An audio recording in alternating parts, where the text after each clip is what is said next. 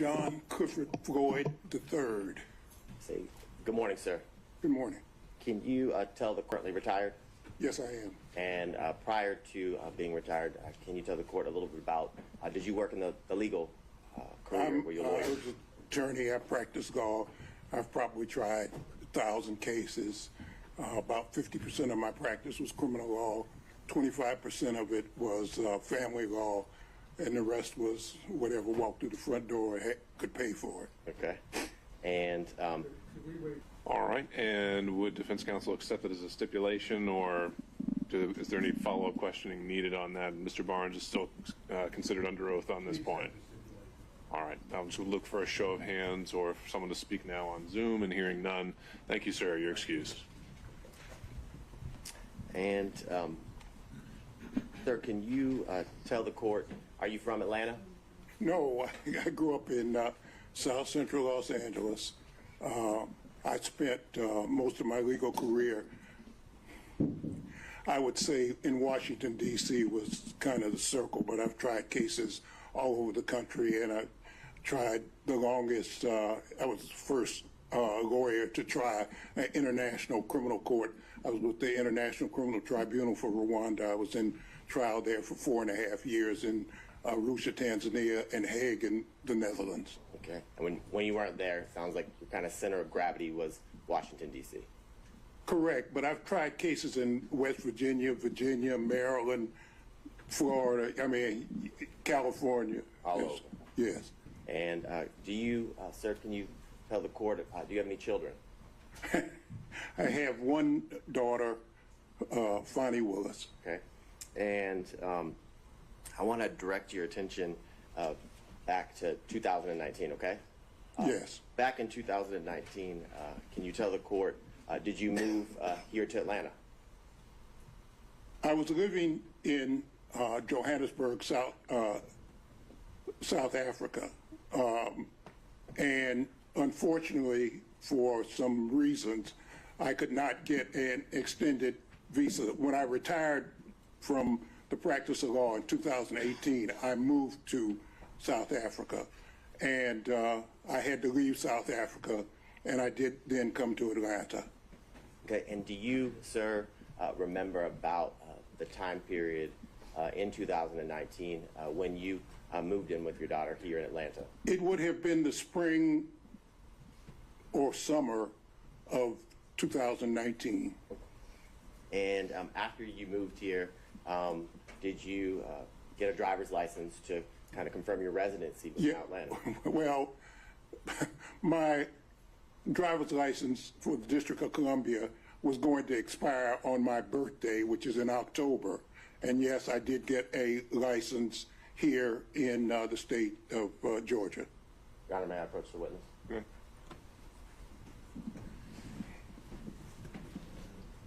You will just take a look at what's been marked as stages. Okay, Your Honor, would you, if you don't mind, my eyes are very bad, which is one of the reasons I retired, and so I need a magnifying glass, so I'll be constantly. Thank you.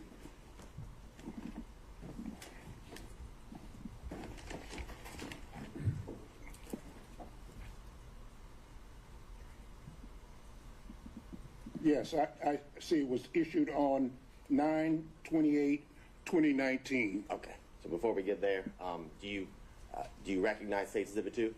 Yes, just my driver's license. And is State's Exhibit 2 a fair and accurate copy of your physical driver's license? Absolutely. This time, Your Honor, the State would tender what's been marked as State's Exhibit 2 into evidence. Seeing no other objections, is submitted. State's Exhibit 2 is submitted for the record. Now, and for the record, Your Honor, the State is going to supplement State's Exhibit 2 with a redacted copy of the license. The current copy is not redacted, with the address and things of that nature. All right. And do we need to mark that differently in any way? I will mark it as State's Exhibit 2A. Perfect. Now, you talked about when your driver's license was issued. Can you tell the court when was that driver's license here, your Georgia driver's license issued? It was on 9/28/2019. Okay, so September 28th, 2019. Now, when you moved into District Attorney Willis's home, who lived there? Well, my daughter lived there, I lived there, and from time to time, my grandchildren would come. Okay. And did your grandchildren, were they at school coming and going? Exactly. I think they were in school in various jurisdictions. And during the time, how long did you live at or with Miss Willison at her home here in Fulton County? She was forced to move after she was elected.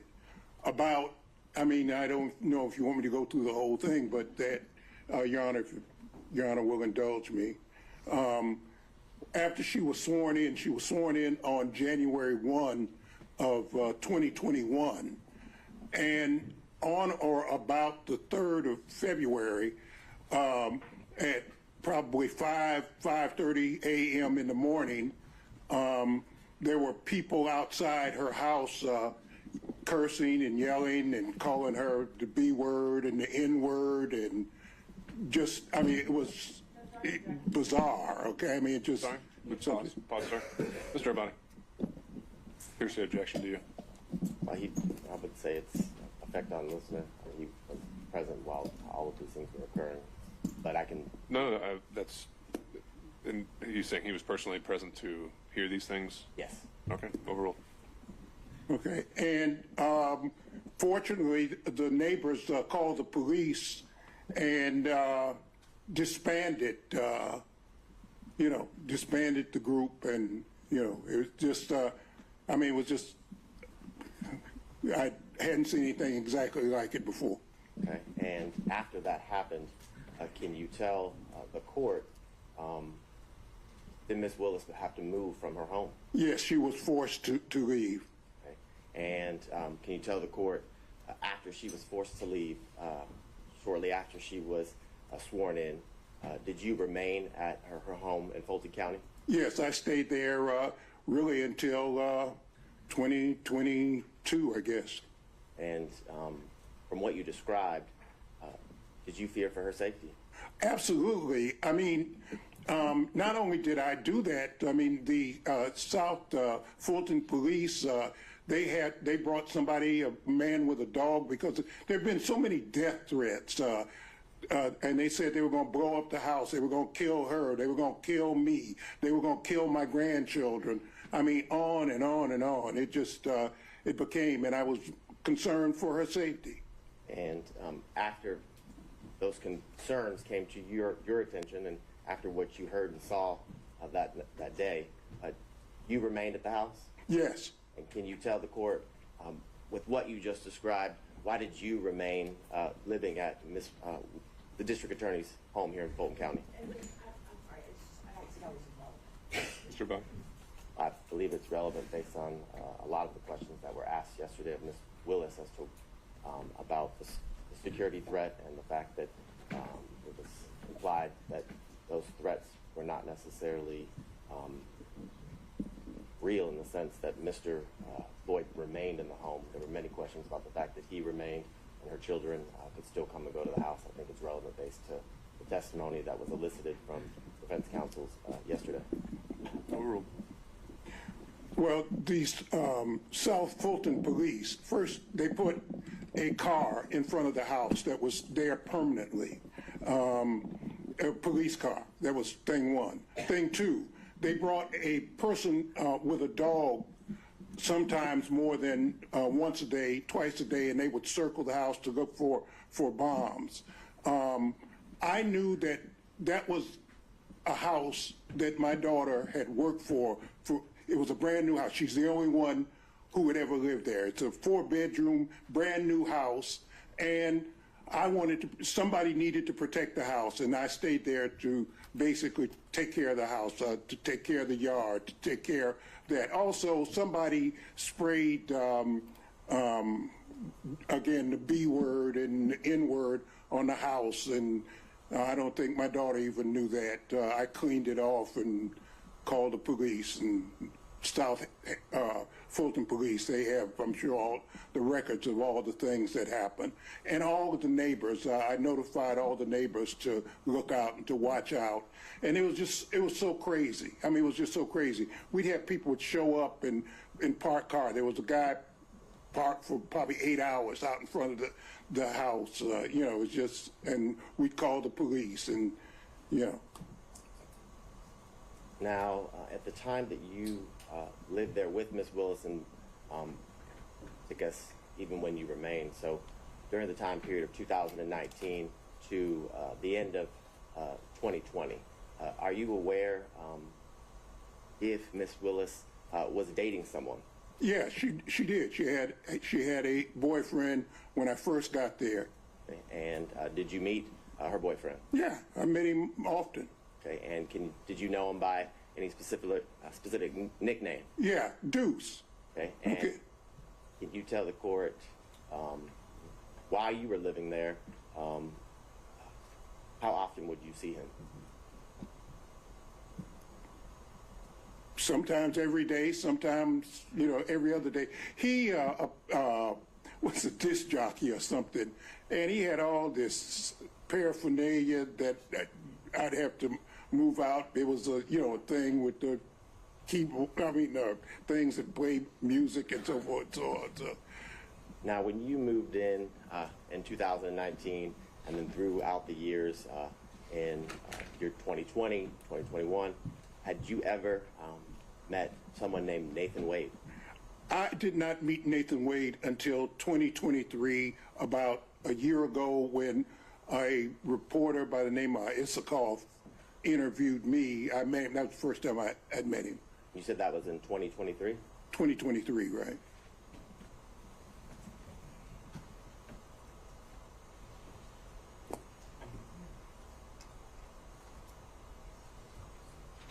And I know you said you hadn't met him until 2023, but when you were living at Ms. Willis's house in Fulton County, did you ever meet Mr. Wade in the year 2019? Absolutely not. How about in the year 2020? Absolutely not. Did you ever see Mr. Wade at Ms. Willis's Fulton County house in the year 2021? Never. And is it your testimony that the only time or the first time that you met Mr. Wade was in 2023? Let me say something. Mr. Wade said that he remembers seeing me, and I do remember some banter.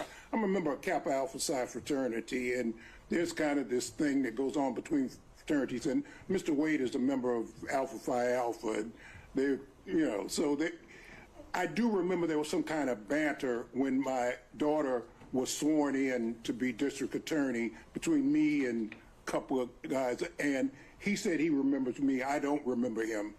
And prior to that experience that you're talking about, as well as, I guess, your official meeting in 2023, had you ever even heard his name? No, never. I don't think I have any further questions, Your Honor. Ms. Merchant. Yes, thank you, Judge. Good morning. Fine. How are you, counsel? Good, thank you. Just got a couple questions. On Monday, we heard you were in California. Do you have a place in California?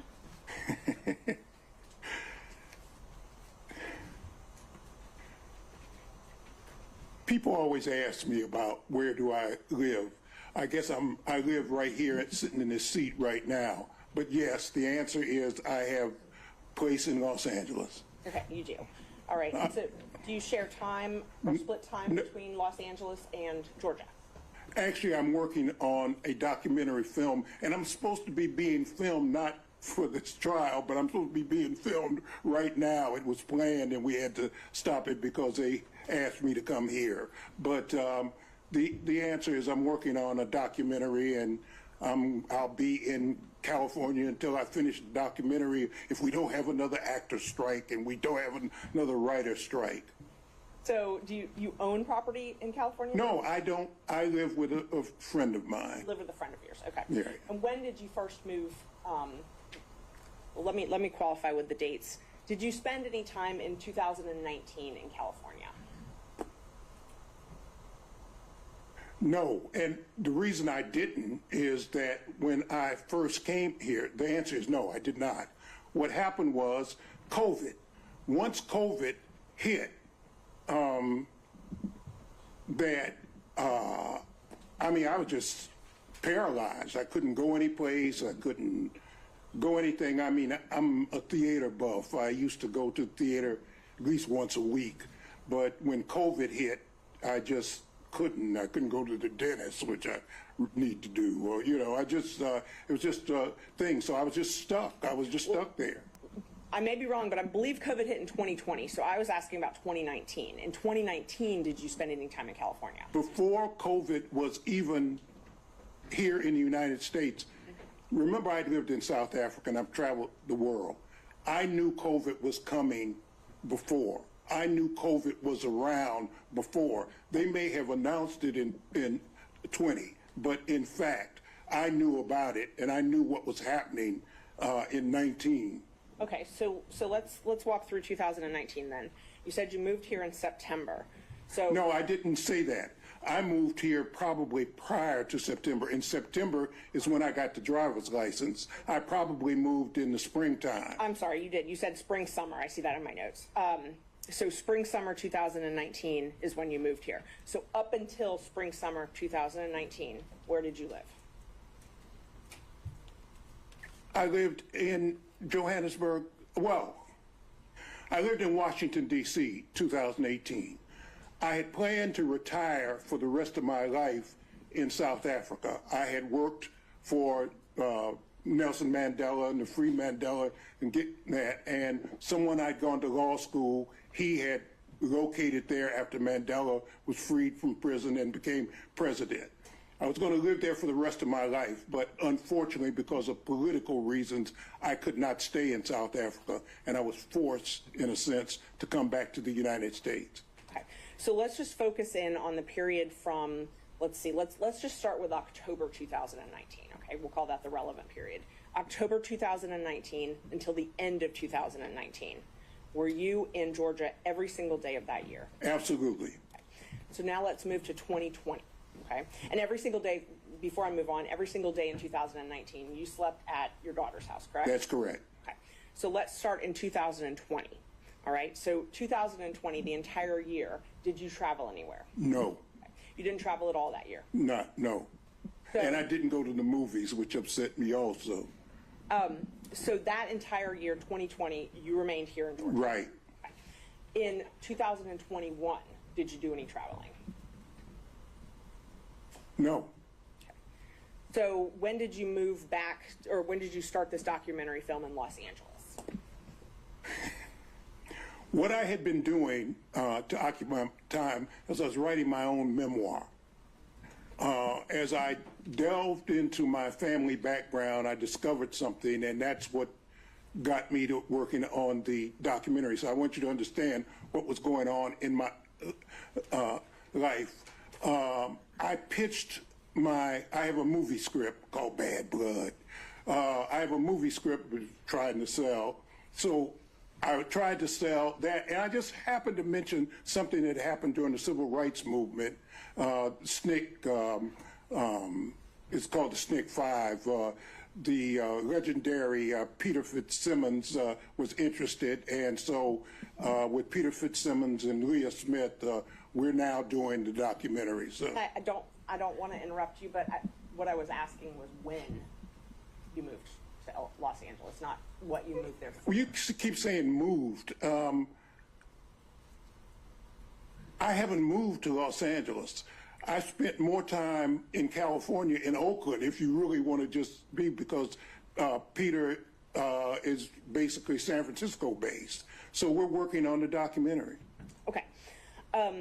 I was in Los Angeles because I was going to the Pan-African Film Festival, and that's why we were there. And the way Hollywood works is, you know, when you make connections, and film festivals are a place to try to sell ideas and meet people and organize things.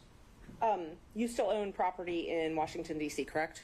No, I don't. You don't own property at 1467 Roxana Road Northwest? That's where I used to live. That's where you used to live. Did Right. you own that property? Yes. Okay. And you owned that property when you moved here in 2019? Yes. And you owned it in 2020, correct? Well, Now you talk about a very complicated issue. I left the property. There was a dispute between me and I had gotten a reverse mortgage company, and there was a dispute between me and that, and I just I walked away from it. Okay, you walked away from it with almost $300,000. Yeah, what is the relevance of that? Where he lived and registered to vote. That's what they brought in. So that's Why is the money he got from the sale relevant at all? it's the only proof I have of that he owned that address. So I can move on though. Right. Okay. When did you sell that property? I didn't. The reverse mortgage company took it. Oh, okay. Okay. So in 2019, when you got your driver's license here, Yes. the next day you registered to vote, correct? I think it may have been the same day, but maybe it was the next day. I don't remember. But you didn't own property here in Georgia that day? No, I was living with my daughter.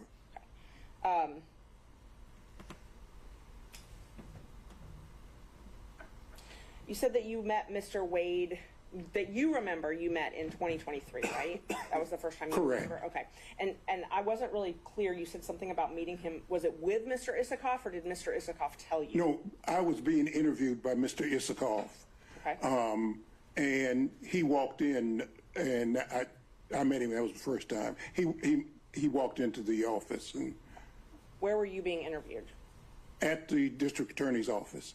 And Mr. Wade walked into that interview? Yes. And so Ms. Willis had not told you about Mr. Wade prior to that? Absolutely not. So she didn't tell you anything about their relationship before you met him that day? No. But Mr. Wade remembers meeting you in 2020? He said that at my daughter's swearing in. I do remember that we having some banner about fraternities, but other than that, Oh, at your daughter swearing in, okay. right. That's all I have. Just one moment, Judge. Nothing else. Thank you.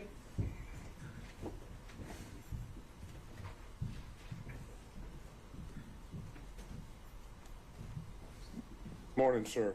Good morning. How are you, counsel? I'm fine. I'll try to ask you some specific questions if we could, okay? And I'll give specific answers if I can. Perfect. Okay. The driver's license address, I'm not going to publish. That is State's Exhibit Number 2. But is the address on that driver's license the home that you're referring to as your daughter's in South Fulton? Absolutely. Okay.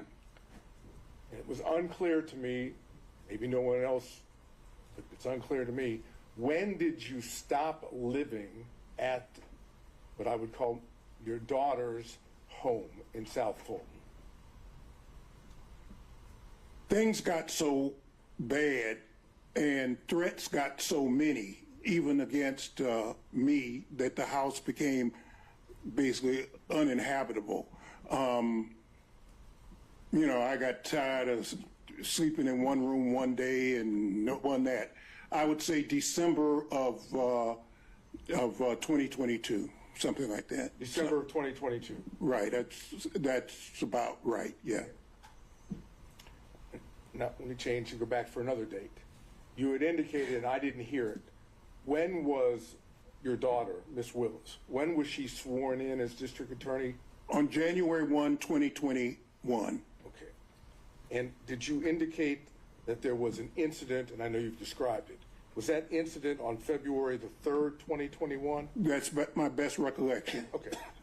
So my question then is, after February 3rd of 2021, how much longer did Miss Willis stay at the house before she moved somewhere else? Very short period of time, and I cannot be precise, but I would bet all the money I ever made, it wasn't more than a month and a half, if that long. Okay, so we're talking about, best of your recollection, end of February into the beginning of March, give or take, of 2021, when Miss Willis would have moved to a different location. Exactly. Okay. And did Miss Willis return to the house, that is, the house that you were in, at any point in time that you can remember? From time to time, she and her security might show up for her to pick something up or take something or something, but she always would come with her security. Okay. My question was poorly worded, I apologize. did she come back permanently to her house? Oh, absolutely not. Okay, Absolutely not. So as far as you're aware, that once Miss Willis left the house, her house, South Fulton House, so the record's clear, in either late February or into March of 2021, best of your recollection, she's not returned to that home to live. No, it became uninhabitable. I mean, it just, I mean, That's okay. I would have to walk around that house looking out of every window. I made a habit of having to walk around the whole house. I got lights so that if somebody would come at night in the back, so that those kinds of reflecting lights, I had those put up. I don't mean to again cut you off. Okay. All I was interested in is whether she had ever returned. No, the answer is no. Okay. Now, when Miss Willis, when your daughter left the home, time period, end of February, beginning of March, give or take, 2021, do you know where she moved to? No, and I didn't want to know. I intentionally did not want to know, because I was not, if somebody stuck a gun to my head and I could tell them, I wasn't going to tell them anyway, or I'd have made up something, but I didn't want to know. Okay, so would it be fair to say that if you didn't want to know, you never visited her at the place that she moved to? Oh, I never did. Never did? Never did. Okay. Do you know how long she stayed at the first place that she went to after she left her house before she moved to a second place? What I know, and this is hearsay, Counsel, is that my daughter has had to move something like 4 times. But do you know any potential? No, I don't know any place. I was taken one time for Christmas Day. I've only seen my daughter, and this is very hard for me to say, but during the period my daughter left, I've only seen my daughter 13 times, because I can't, and we've never seen each other more than maybe 3 hours because of, the nightmare threats against her and me. And I understand that, and from the perspective of being a father myself, I understand what that means. So I'm going to move away from that. I was just trying to get an idea of date-wise, okay? So let me try to get one more date. In 2023, when you were being interviewed by one of the gentlemen that wrote the book at the DA's office, and Mr. Wade came in, can you give us, other than 2023, what the date would be? I'm sorry, I can't, Counsel. How about spring, summer, any idea? I would guess spring or summer, but I can't. Okay. I don't. I'm sorry. And you've already indicated, at least to your recollection, that was the first time that you'd met Mr. Wade. Oh, absolutely. Okay, I'm not arguing with you about that. I want to go to Miss Willis's boyfriend that you referenced. Okay, you met Miss Willis's boyfriend, as you've characterized it, when you came here in 2019. Correct. And you met him on one occasion, several occasions? Oh, no, I saw him often. Oh, so you mean there was no secret that she was dating this man? Not from me. Not from you? And not, he was a disc jockey of some kind. I think he had a government job during the day. I don't know what it was, but apparently he would do weddings and so forth and so on. He was a disc jockey, play music. So he had all his stuff was always in the way, and I was always having to try to push it aside. And anyway. But Miss Willis, your daughter didn't keep him from you, correct? No. No, I mean, there was no doubt he... I mean, my daughter and I lived in the same house. I mean, he came and went, Right. Now, when did you learn that your daughter had a romantic, personal relationship with Mr. Wade? Well, about 7 weeks ago, when as a matter of fact, I just found out when other folks found out. Okay. But as your daughter, as I understand it, never told you one time in the year of 2022 that she was dating Mr. Wade, correct? That's correct. And until recently, you didn't know from anyone, including your daughter, that she dated Mr. Wade, correct? That's correct. That is, whatever the relationship is between father and daughter, she kept that a secret from you, correct? Correct. That's all I need to know. Mr. Stockton. No.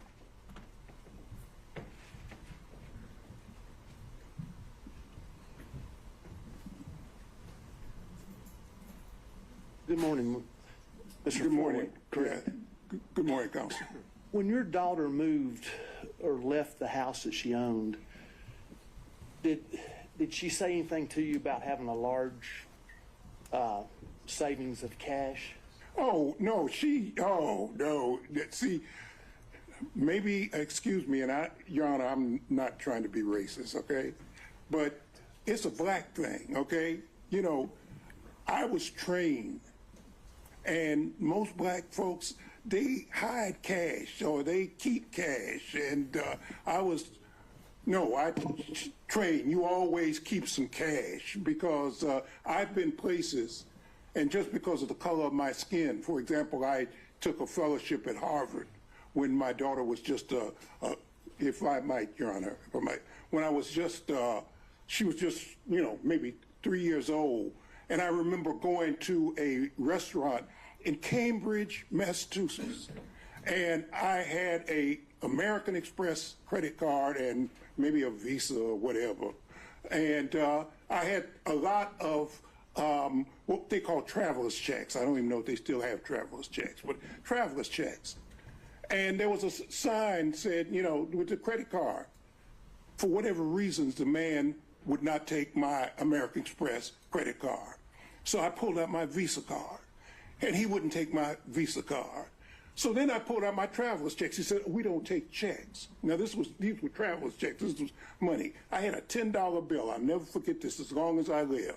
And he said, the bill for my wife at the time, Fani's mother, Fani, and myself was like $9.95, and I had a $10 bill. That was all that. I always remember that. But even before that, I've always kept cash, you know, and I've told my daughter, you keep 6 months worth of cash always. For example, I had 3 safes in my house.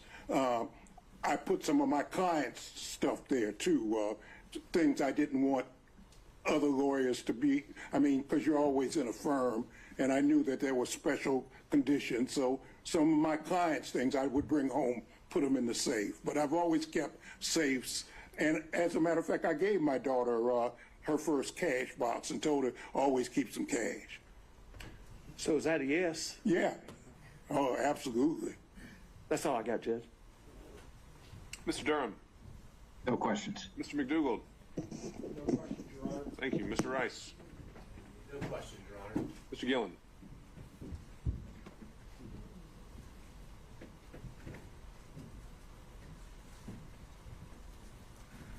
It's still morning. Good morning, sir. Good morning, Counsel. How are you? Just fine. Just a few questions following up. When you were talking about when you learned about Mr. Wade and your daughter, correct? Correct. Now, did your daughter tell you in around October of 2022 that she had gone on a Caribbean cruise with Mr. Wade to the Bahamas? The answer is I knew that my daughter had gone, but I did not know who she went with or what the circumstances were. So I knew that she had gone out of town, but I didn't know with whom. I see. And did she tell you in November of 2022 that she had gone to Aruba and stayed at the Hyatt Regency Resort there in Aruba for 3 days with Mr. Wade? Did she tell you that?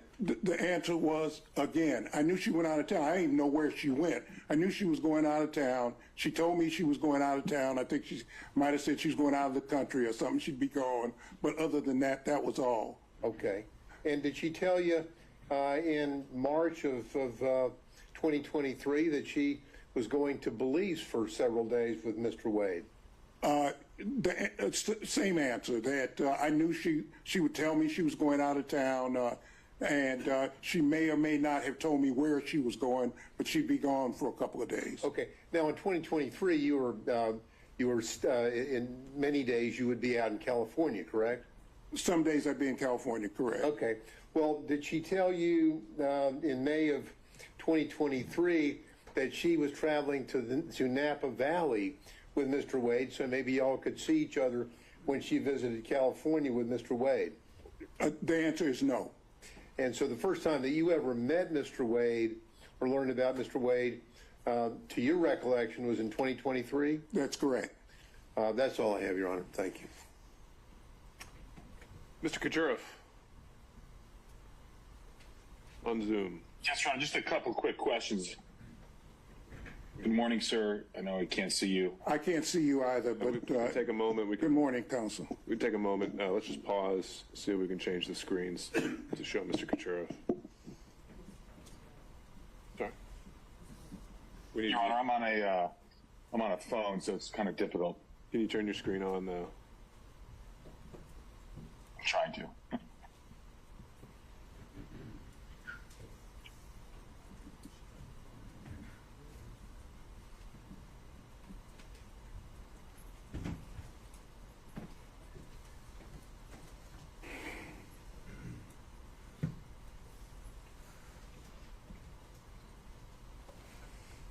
Does that work? Just to hold one more moment. All right, there we go. You can proceed, Mr. Kucherov.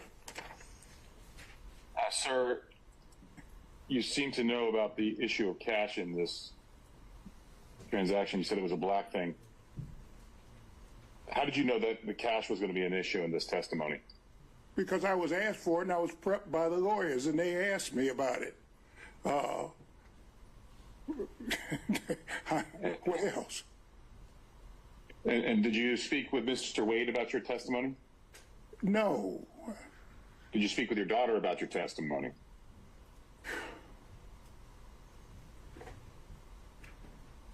She may have been present when the lawyers were. I really don't remember.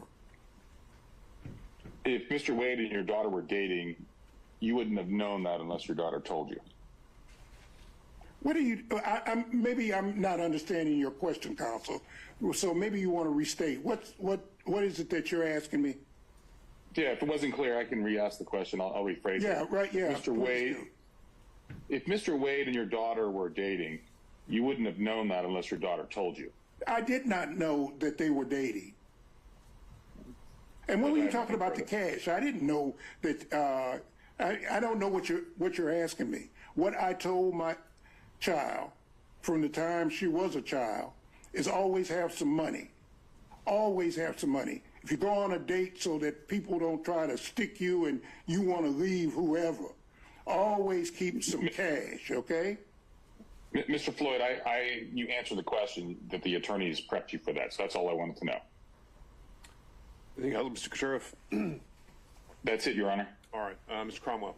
No questions, Your Honor. Mr. Abadi? Your Honor. Mr. Floyd, now, it wasn't common for your daughter to confide in you about her romantic life at all. No, and I haven't confided in her about mine before when I had one, okay? And you wouldn't have known about her boyfriend, the disc jockey. Hey, Debs. Is that an objection? I think that might have just been still off mute. Okay. Let's keep going. Now, you wouldn't have known about her boyfriend, the disc jockey, had you not been living with her, correct? That's correct. I'll allow overruled. I have nothing further. Did he answer the question? He said that's correct. All right, by show of hands, any redirect on those points only. Ms. Merchant. Yes. I just want to know when you were prepped by the lawyers, when this prep session was. I just got off the plane on, what was it, Tuesday night? I think I was probably drooling at the mouth. I was so tired. So it must have been, I got in Wednesday. It must have been Wednesday. Okay. And did you talk about any of the testimony from yesterday or watch any news reports or anything like that? Oh, absolutely. You can't cut the TV on without seeing this. The first thing, and I listen to conservative radio a lot, and, you know, last night for 5 hours, all they talked about was this case. So you were aware of what the testimony your daughter gave yesterday was? Yeah, unless you don't cut the radio on, unless you don't cut the television on, unless you don't read the AJC or any other, the New York Times or whatever, which I do every day, of course. So is it fair to say nobody instructed you that you were under the rule of sequestration? Right, and I'm not under subpoena either. Thank you.